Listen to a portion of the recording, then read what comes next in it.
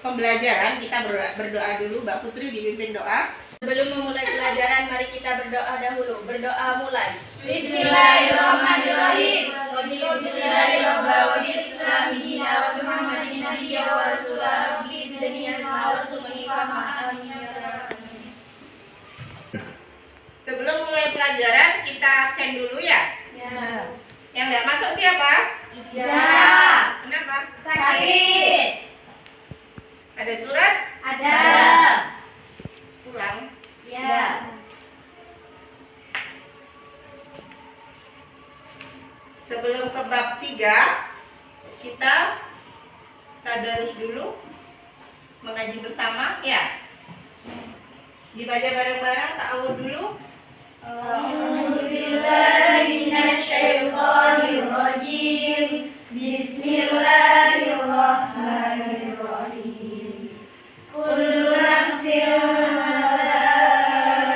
dha'iqatul maut wa innama tuwaffawna ujurakum yawmal qiyamati faman zuhziha 'anil nari wa udkhilal jannata faqad faz wa ma hayatud dunya illa mata'ul ghurur.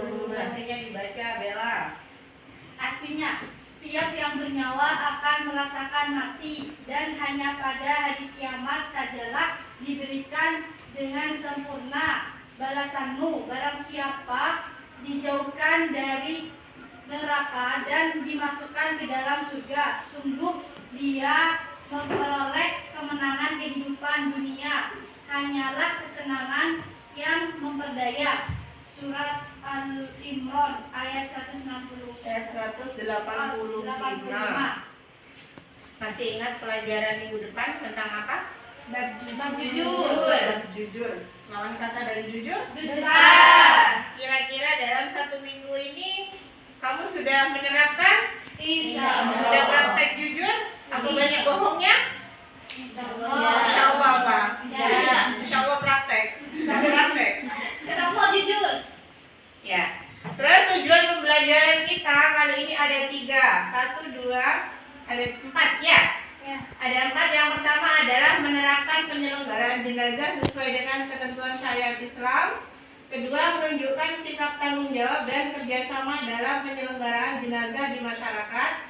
Yang ketiga, memiliki kepedulian terhadap jenazah dalam kehidupan sehari-hari.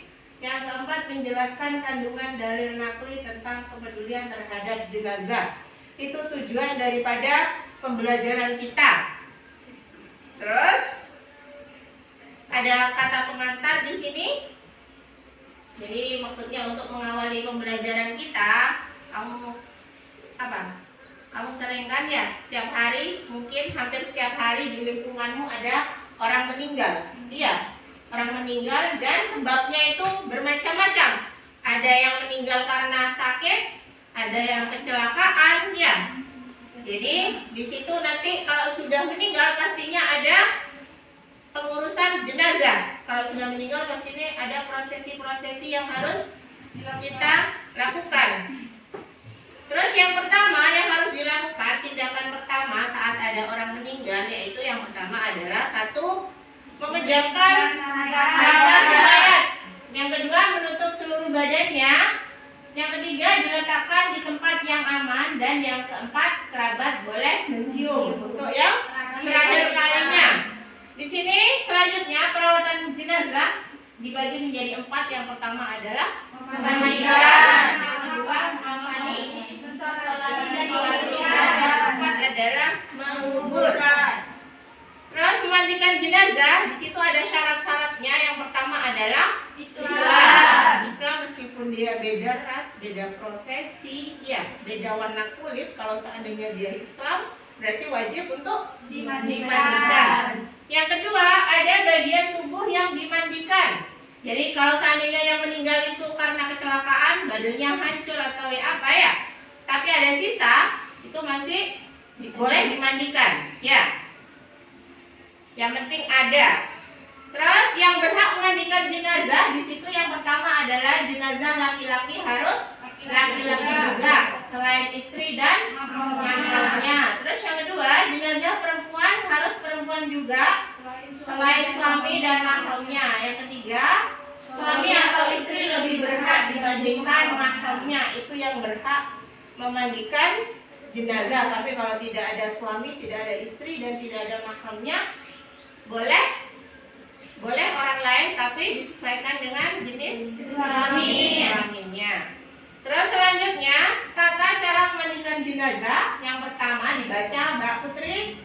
1. Di tempat tertutup. 2. Diletakkan di tempat yang agak tinggi seperti dipan. 3. Dipakaikan kain basahan untuk menutup auratnya. 4. Mayat agak didudukkan pada sesuatu sambil ditekan-tekan perutnya agar kotorannya keluar. 5. Mendaki sarung tangan untuk membersihkan mulut dan gigi si mayat. 6. Membersihkan semua kotoran dan najis. 7. Disunahkan membasuh 3-5 kali. Jadi diletakkan di tempat yang tertutup, tidak dipertontonkan ke orang banyak. Ya, jadi cukup yang memandikan saja yang tahu atau yang melihat. Ya, terus posisi badan si mayat itu agak di posisi kepala sama badan agak tinggi. Tinggian mana? Kepala, agar kotoran yang ada dalam tubuh bisa keluar. Jadi sambil diusap-usap, ya. Terus yang kedua adalah mengafani jenazah. Mbak siapa? Mbak Putri belakang. Putri siapa? Kain kafan untuk laki-laki berapa, Mbak? Berapa lapis? 3, bentar. Mbak Wasil, untuk perempuan? 5. Jadi kain kafan untuk laki-laki itu ada 3 lapis dan untuk perempuan 5 lapis. Jadi jangan sampai keliru, ya. Yang ketiga, menyolati jenazah.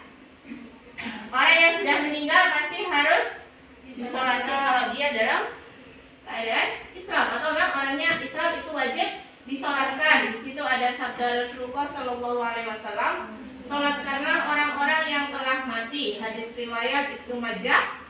Untuk bisa disolati, di situ keadaan mayat harus bagaimana?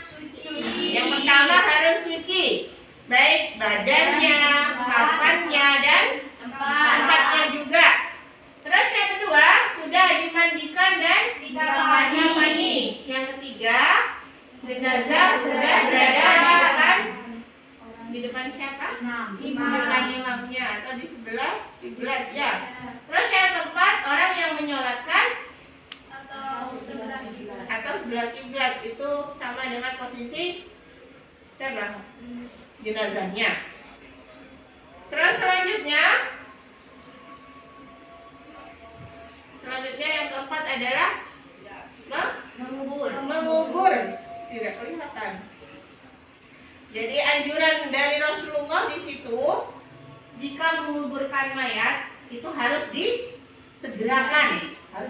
Kalau seandainya, tapi lebih bagus di sini siang hari, kan gitu ya, sebaiknya dikubur siang hari. Tapi kalau seandainya meninggalnya itu mendadak karena khawatir bau, ya, apa karena kecelakaan, jadi harus disegerakan meskipun itu malam hari. Terus boleh mengubur 2-3 jenazah dalam satu liang kubur, jadi boleh lebih dari 1, ya. Terus yang ketiga anjuran meluaskan lubang kubur. Terus yang di situ ada bacaan. Ayo dibaca. Siapa? Bella. Bacaan meletakkan mayat dalam kubur. Bismillahirrahmanirrahim ala sunnati Rasulillah.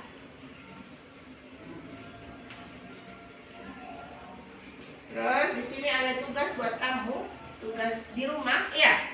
Tugas di rumah, kamu bikin 3 kelompok. Jadi ini dibagi 3 nanti, ya. Dibagi 3, ada kelompok 1, kelompok 2, kelompok 3. Di situ ada gambar. Kalian bisa memilih salah satu. Kelompok 1 boleh yang lebih atas, kelompok 2 yang bawah, kelompok 3 yang paling bawah. Ya, itu tugasnya didiskusikan yang berhubungan dengan materi ini nanti, ya, pada akhirnya, ya. Terus kesimpulan dari materi ini apa? Bisa dibaca, Putri? Kesimpulannya apa?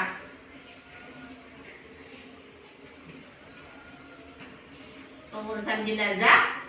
Ada 3 apa 4? Ada 4. Yang pertama adalah memandikan, mengafani, menyolatkan, dan menguburkan. Ada pertanyaan kira-kira yang belum dimengerti atau belum dipahami? Tidak ada? Saya akhiri ya. Wabillahi taufiq wal hidayah. Wassalamualaikum warahmatullahi wabarakatuh. Waalaikumsalam warahmatullahi